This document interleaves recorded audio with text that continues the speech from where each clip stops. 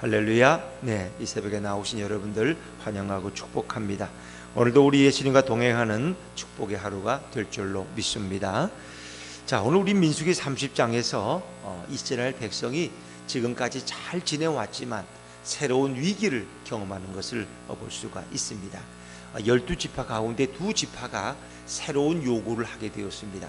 여러분, 우리가 요단강을 중심으로 해서 아직 요단강을 건너서 가나안 땅에 들어가지 않은 이것을 우리가 요단 동편이라고 부릅니다. 요단 동편. 그리고 요단강을 건너서 이제 가나안 쪽, 그것을 요단 서편이라고 부릅니다. 그러니까 요단 동편과 요단 서편을 좀 이해하셔야 돼요. 또 우리가 다른 표현을 보면은 요단 이편, 요단 저편이라고. 요단 이편이라는 것은 요단강에서 볼 때 이 광야 쪽이고, 요단 저편이라는 것은 요단강을 건넌 가나안 쪽, 그것이 이제 요단 서편이 되는 거예요. 근데 그들이 지금은 아직 요단 동편에 머물고 있습니다. 그리고 요단 동편에서도 요단강을 건너기 위해서 미디안도 정복하고 이렇게 몇 개의 나라를 정복해 왔잖아요. 그러니까 나름대로 이제 그들이 정복한 땅이 있는데, 특별히 아셀 땅과 길르앗 땅을 두고 2지파가 자기들은 여기 머물면 좋겠다. 자기들은 가축이 너무 많아서 보니까 여기는 풀이 많고 가축을 치기에 너무 좋다. 그래서 자기들은 너무 지쳤고 그냥 요단강을 건너지 않고 우리 2지파는 여기 머물겠다. 그 나머지 10지파는 요단강 건너서 요단 서편 가나안 땅을 정복하라는 것입니다. 이제 이런 요구를 하게 되는데, 이제 그 요구는 나름대로 문제가 많죠. 왜? 여기까지 우리가 광야 40년을 왔으면 요단강을 건너서 저 가나안 땅이 지금 어떤지도 모르는데 그 땅을 정복하려면 우리가 힘을 모아도 부족한데 너희 2지파는 여기 머물겠다. 우린 여기가 좋사오니 여기 있고 우린 전쟁에 참여하지 않겠다. 자, 그러면 다른 지파들은 우리는 괜히 희생하고 가나안 땅으로 가냐? 너희만 여기 있게 좋으냐? 전쟁을 안 하면 희생도 없을 것이고 또 생명도 잃지 않을 거고 너무 편안하고 안락한 거예요. 그거는 용납하기가 어려운 것입니다. 그것이 이스라엘 공동체 속에 새로운 갈등이 되는 거예요.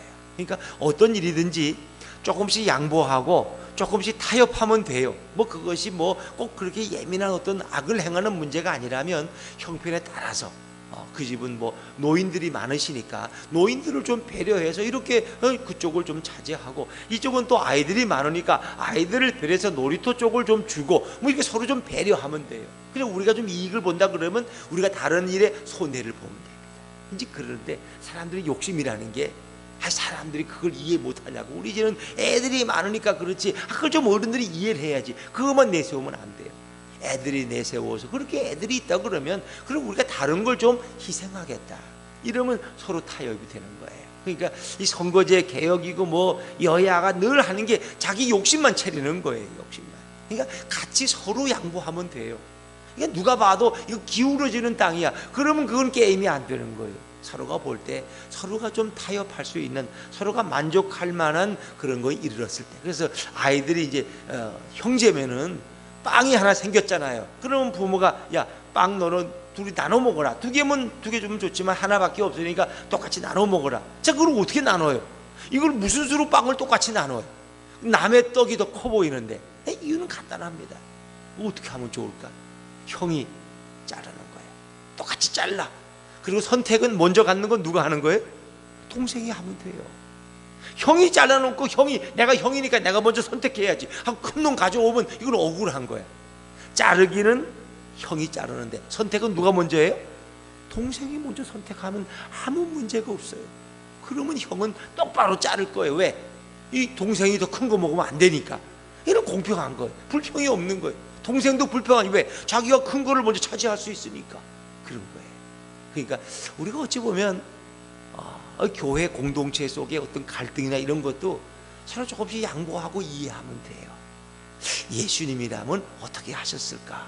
이러면 안 되는데 꼭 감정을 앞세우고 소리를 지르고 그것도 이해 못하느냐고 이러면서 윽박지르고 삿대질을 하고 이러면 문제가 되는 거예요. 그래서 많은 교회들이 이 회의를 열심히 하다가 다 회의에 빠져가지고 그냥 회의만 하면 한두 사람 상처를 받고 가는 거예요. 이게 그래서 회의를 가능하면 안 하려고 하는. 왜? 회의만 하면 이게 덕이 안 돼. 교회에 꼭 누군가 상처를 주고 상처를 받고 서로 말을 하는 가운데 은연중에 그 말 속에 칼이 있고 비수가 있다는 거예요. 교회가 기도를 많이 하고 예배를 많이 드려야 되는데 지나치게 회의를 많이 하다 보니까 그 교회가 서로 갈등이 생기고 결국 회의하다가 결국 그 문제가 해결 안 되면 노회 가져가고 세상 법정에 가져가고 뭐 그런 교회가 한두 교회가 아니에요. 이게 너무 합리적이지 않다. 뭐 이게 신앙을 떠나서도 동네 사람들도 그렇게 해결 안 합니다. 동네 사람들도 서로 놓고 자 땅을 자른다면 내가 자를 테니까 선택은 네가 해라 이러면 되는 거예요. 근데 그 교회는 자기가 잘라놓고 자기가 먼저 선택하겠다. 이러니까 문제가 돼요. 자 오늘 이스라엘 공동체가 정말 분열된 위기 속에 있었지만 그들이 어떻게 지혜롭게 이 문제를 해결해 나가는가 한번 읽어볼 수 있죠. 자 우리 오늘 1절 말씀을 한번 읽어보죠. 1절입니다. 시작. 루벤 자손과 갓 자손은 심히 많은 가축대를 가졌더라. 그들이 야셀 땅과 길르앗 땅을 본즉 그곳은 목축할 만한 장소인지라. 이 루벤 자손과 갓 자손이 뭔가 눈이 띈 거예요. 다른 사람들은 그런 생각 안 하는데 이 두 자손은 눈치가 빨랐어. 우리가 요단강 건널 것도 없이 여기서 우리는 머물자. 이것만 머물 이 땅만 가지고 우리는 충분하지 않느냐. 그러면서 그들은 요구를 하는데 자 그 구체적인 요구가 4절과 5절입니다. 4절과 5절을 같이 한번 읽죠. 시작.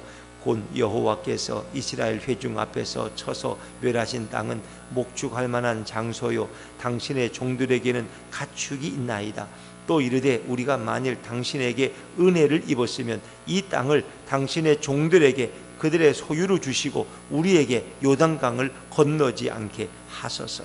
이 두 지파가 모세에게 와서 이렇게 땅을 요구하는 거예요. 우리는 요단강을 건너지 않고 여기 그냥 머물겠다. 그 얘기는 바꿔 말하면 우리는 전쟁도 안 치르고 이미 형제들이 다 전쟁을 치러서 땅을 차지했으니까 우리는 뭐 가축이 많으니까 여기 그냥 머물겠다. 근데 거기에 대해서 모세는 책망하는 거예요. 너희가 엄청난 일을 지금 말하고 있다. 너희는 여기 편안히 앉아있고 형제들은 나가서 싸우다가 죽으란 말이냐. 그럴 수 없다는 거예요. 자 6절과 7절입니다. 6절과 7절 시작. 모세가 갓 자손과 루벤 자손에게 이르되 너희 형제들은 싸우러 가거늘 너희는 여기 앉아있고자 하느냐. 너희가 어찌하여 이스라엘 자손에게 낙심하게 하여서 여호와께서 그들에게 주신 땅으로 건너갈 수 없게 하려 하느냐. 아멘. 이 두 지파의 제안은 다른 지파를 낙심하게 이 낙심하게 하면 안 되죠. 내가 하는 행위가 다른 사람을 낙심하게 하면 이건 안 되는 거죠. 그래서 모세는 그것을 책망하고 그러면서 모세가 8절부터 15절까지 한 가지 이야기를 하는데 38년 전에 가데스 바니아에서도 이런 일이 있었다는 것입니다. 12지파가 대표들이 가나안 땅을 정복하고 돌아와서 10지파는 부정적인 보고를 했고 10지파의 대표들은 그래서 그들이 애굽으로 돌아가자고 했기 때문에 결국 하나님을 진노케 했고 하나님이 20세 이상의 남자들을 다 쳐서 죽였다는 겁니다. 하루에 80명씩 매일 집마다 남자들이 죽어가기 시작하는 이 놀라운 일이죠. 그래서 결국은 엄청난 일을 당했는데 너희가 또 이 백성으로 하나님으로부터 끊어지게 만들고 이 백성을 여기서 멸망시키게 하느냐 하면서 38년 전의 이야기를 다시 모세가 회상시키고 있습니다. 자, 우리 건너뛰어서 13절 말씀, 13절입니다. 13절 시작. 여호와께서 이스라엘에게 진노하사 그들에게 40년 동안 광야에 방황하게 하셨으므로 여호와의 목전에 악을 행한 그 세대가 마침내는 다 끊어졌느니라. 15절입니다. 시작. 너희가 만일 돌이켜 여호와를 떠나면 여호와께서 다시 이 백성을 광야에 버리시리니 그리하면 너희가 이 모든 백성을 멸망시키리라. 아멘. 결국 이런 문제들은 공동체를 큰 위기 속으로 몰아넣을 수 있는 것입니다. 왜? 12지파가 함께 감당해야 될 짐을 두 지파는 빠지겠다는 것입니다. 우린 여기 그냥 있겠다는, 건너지 않겠다는 것입니다. 그것은 용납할 수 없습니다. 그래서 모세가 강하게 책망하고 너희가 다른 지파들을 낙심하게 만들고 이스라엘 공동체 전체를 다 멸망시키려느냐. 그랬더니 이 루벤 지파 갓 지파가 모세의 말에 토를 달지 않습니다. 대들지 않습니다. 그리고 모세의 권위를 존중합니다. 그리고 그들이 새로운 제안을 냅니다. 그것은 모세도 이해할 수 있고 다른 10개의 지파도 용납할 만한 안을 제시합니다. 이게 두 지파의 지혜인 것입니다. 자, 우리 16절부터 16절 17절 한번 두 절 말씀을 같이 읽죠. 시작. 그들이 모세에게 가까이 나와 이르되 우리가 이곳에 우리 가축을 위하여 우리를 짓고 우리 어린 아이들을 위하여 성읍을 건축하고 이 땅에 원주민이 있으므로 우리가 어린 아이들을 그 견고한 성읍에 거주하게 한 후에 우리는 무장하고 이스라엘 자손을 그곳으로 인도하기까지 그들의 앞에서 가고. 아멘. 루벤 자손과 갓 자손이 지혜로운 대답을 합니다. 그러면 먼저 여기 잠시 머무는 동안 우리의 가축을 둘 수 있는 우리를 짓겠고, 아이들을 위해서, 가족과 부녀자들과 아이들을 위해서 성읍을 건축하겠다. 그리고 나서 우리 남성들은 전쟁에 나갈 만한 20세 이상은 다 무장을 하고 이스라엘 12지파 속에서 어떻게 우리는 제일 선두에 설 것이다. 선두에. 그들의 앞에서 가고. 10절 마지막 절에 이게 중요한 거예요. 그러니까 선두라는 건 뭐예요? 제일 많이 죽는 자리예요. 전쟁을 하면 당연히 화살을 많이 받지, 앞에서 많이 죽잖아요. 근데 우리가 선두에 서겠다. 이건 굉장히 지혜로운 절충안입니다. 우리가 앞에 서겠다. 이거 중요하죠. 선봉에 서서 우리가 화살바지가 되겠다. 자, 그리고 나서 또 한 가지 제안이 있죠. 18절입니다. 18절 시작. 이스라엘 자손이 각기 기업을 받기까지 우리 집으로 돌아오지 아니하게 싸우며. 요단강 동편에 전쟁이 다 끝나서 다른 10지파가 모든 기업을 얻을 때까지 우리는 계속 싸울 것이다. 우리는 돌아오지 않을 것이다. 그렇죠. 또 한 가지 제안이 있어요. 19절입니다. 19절 시작. 우리는 요단 이쪽 곧 동쪽에서 기업을 받아 싸우니 그들과 함께 요단 저쪽에서는 기업을 받지 아니하겠나이다. 요단 동편의 가나안 땅은 우리가 기업을 받지 않겠다는 거예요. 요단 서편에 이것으로 만족하겠다는 거예요. 그러면 요단 동편에 그쪽은 땅이 넓어져요. 왜? 12지파가 차지할 것을 10지파가 나누니까 훨씬 넓은 땅을 차지할 수 있어요. 그러니까 루벤 갓지파 두 지파가 참 지혜로운 제안을 했어요. 우리가 선봉에 서겠다. 그리고 모두 전쟁이 끝날 때까지 우리는 계속 돌아오지 않고 거기에 머물겠다는 거예요. 그리고 우리는 요단 저쪽에서는 기업을 받지 않겠다. 이러니까 이제 그것은 누가 봐도 수긍할 만한 일이에요. 그래서 모세가 거기에 대해서 허락을 합니다. 너희 원한 대로 그렇게 하라는 거예요. 그런데 이제 모세가 강조하는 게 있어요. 사실 이 전쟁은 백성들의 싸움이 아니라 누구의 전쟁이에요? 여호와의 전쟁이에요. 그래서 홀리워, 성전, 거룩한 전쟁. 그러니까 구약의 모든 전쟁은 이스라엘 백성이 용맹해서 싸우는 게 아니야. 누가 싸우는 거예요? 하나님이 싸우고, 하나님이 승리를 주시고 하나님이 앞장서시는 거예요. 이스라엘 백성이 싸우는 게 아니에요. 바꿔 말하면 오늘 우리의 인생의 싸움도 우리가 싸우는 게 아니에요. 제가 어떻게 해요? 물론 당신은 못해. 그럼 누가 하시는 거예요? 하나님이 하시는 거예요. 여호와께서 하시는 거예요. 이 목회를 어떻게 해요? 제가 하는 게 아니라 하나님이 하시는 거예요. 이건 여호와께서 하시는 거예요. 하나님이, 그 얘기는 뭐예요? 우리가 그 일을 감당할 수 있도록 하나님이 힘을 주시고 지혜를 주시고 능력을 주시고 환경을 변화시켜 줄 줄로 믿습니다. 이 모든 하나님이 하시는 거예요. 내가 하는 게 아니에요. 아이 장로님, 그걸 내가 어떻게 합니까? 그걸 당신이 하는 게 아니라 하나님이 당신을 통해서 역사하시는 거예요. 당신에게 그걸 감당할 수 있는 하나님이 힘과 능력과 지혜와 물질을 주시는 거예요. 내가 하는 게 아니에요. 내가 했다고. 이 교회를 내가 세웠고 내가 지금 30년 동안 이 교회를 지켜왔는데 뭔 중간에 온 놈들이 큰 소리를 쳐 이러면서 내 교회라는 거예요. 내게 했다. 그게 얼마나 어리석어요. 그 교회를 세우신 분은 여호와께서 세우셨고 지금까지 그 교회를 인도하신 분이 하나님께서 하셨는데 자기가 다 했대. 자기가. 이게 얼마나 교만한 거예요. 교만한 거예요. 그래서 오늘 모세가 두 지파의 말을 받아들여서 이제 그들에게 다시 설명을 하는데 거기에 가장 많이 등장하는 말이 여호와 앞에서, 여호와께서. 그 땅을 정복하게 하시는 분은 여호와예요. 그 땅 가나안 원주민을 쫓아내시는 분은 바로 여호와예요. 이게 중요한 거예요.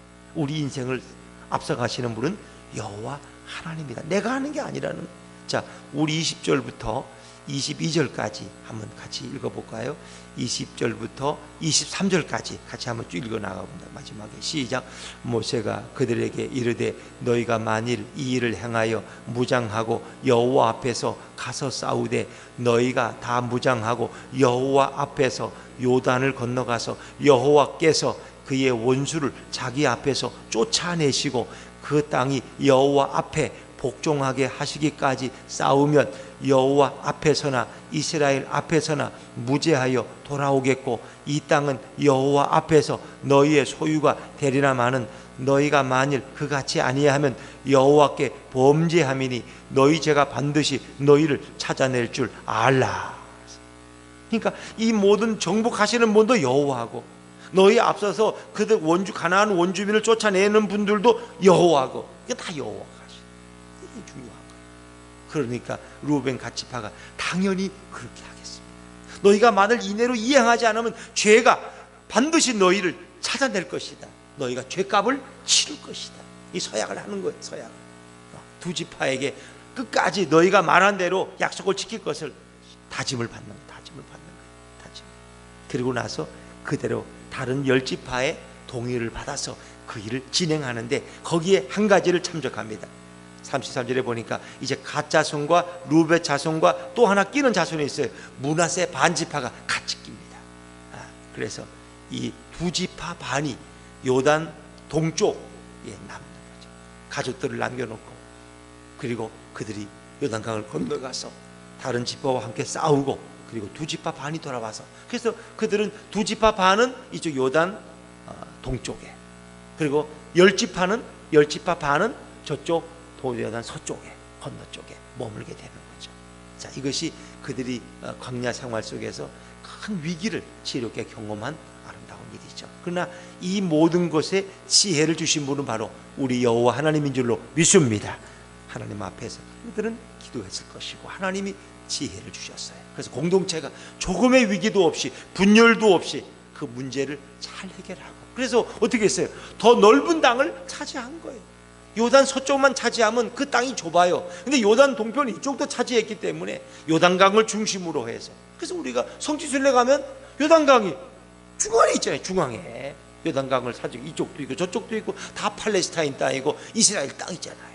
그렇죠. 요단강을 건너서 또 건너가기 전에 이 모든 것은 그들이 지혜로 위기를 극복한 것이다.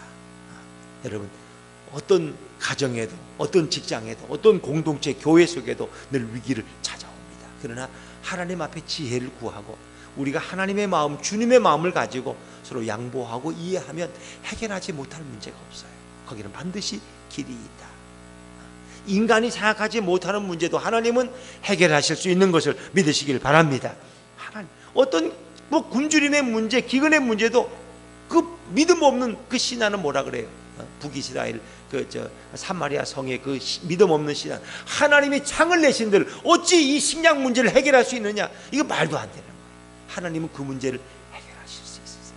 하나님은 전능하신 분이기 때문에 어떤 인생의 문제도 부딪힐 것이 없어요. 그래서 우리가 이렇게 특히 병들어서 먼저 하나님 앞에 가는 거 그건 하나님이 무능해서 병을 못 고친 게 아니에요. 그분은 그냥 그 상태에서 빨리 가는 게 더 축복이에요. 천국에 빨리 가는 게 거기 하나님의 축복, 은혜예요. 그래서 우리는 하나님이 살아계시다면 저 목사님 암을 왜 못 고치고 장로님 저 병은 왜 못 고치고 저래 빨리 돌아가시냐고. 아니에요. 하나님이 평안 가운데 빨리 데려가시는 그게 그분에게 축복이에요. 우리는 그걸 모르는 거예요. 그래서 하나님이 축복 가운데 그에게 가장 적합한 길로 그를 인도하시는 거예요. 그래서 우리가 아직 오래 사는 분, 저분은 그냥 빨리 돌아가시지 않고 저렇게 오래 살아가지고 저렇게 이런 사람 힘들게 한다고. 그분은 이유가 있어요. 아직 회개를 안 했거든. 회개 안 하면 지옥 가거든. 그러니까 회개할 때까지 하나님이 기다리시는 거예요. 하나님은 어떤 일도 다 하실 수 있습니다. 오늘도 그 하나님 앞에서 참으로 오늘도 주시는 평안 가운데 오늘 승리하며 살아가는 이 하루가 되시기를 주의 이름으로 축원합니다. 기도하겠습니다.